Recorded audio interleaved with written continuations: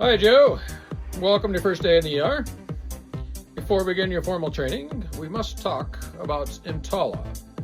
Ah, sure. Yeah, what's that? Is that some kind of bear, like a koala? Not quite.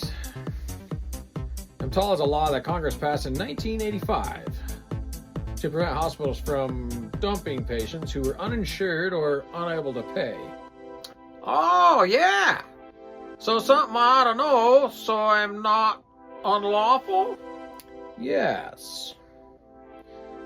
So for hospitals with an emergency department like ours, if a person comes in requesting to be evaluated or treated, we are required to perform a medical screening exam to determine whether they have an emergency medical condition.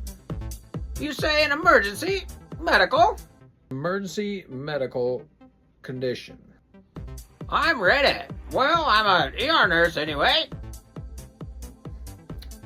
An emergency medical condition is one where the symptoms are severe and acute enough that without immediate treatment, the patient's health could be placed in serious jeopardy. It could seriously impair bodily functions or cause dysfunction of an organ or body part. For pregnant patients, it includes situations where there isn't enough time to safely transfer the patient before delivery, and when a transfer could endanger the mother or the unborn child. In simpler terms, an emergency medical condition is one that could cause loss of life or limb if not treated properly. And remember, EMTALA doesn't only apply to patients who can't pay, it applies to all patients. And violations can be serious, resulting in substantial fines or even exclusion from the Medicare program. Oh, that's serious. I understand. I hope so. So when someone comes in the emergency department for care, we must perform a thorough physical exam, use good clinical judgment, and order the appropriate diagnostic tests.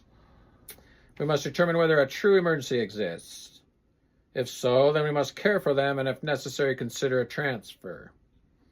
If a patient does need to be transferred, we must stabilize them first, unless the patient specifically requests an immediate transfer. Even then, the hospital must provide any treatment it can do to reduce transfer risks. Do you understand? Oh, yeah, I got it. Well, let's see. Assess first, judge them, tests, and get them ready for transfer. Clinical judgment, diagnostic tests. Yeah, I got it. I hope so. And we must also ensure that the receiving hospital is capable and willing to accept the patient.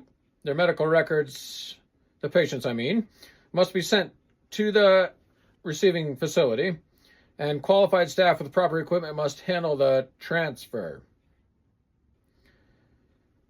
Unless the transfer is clearly in the patient's best interest, stabilizing them comes first. Oh, yeah. I'll be sure to perform some type of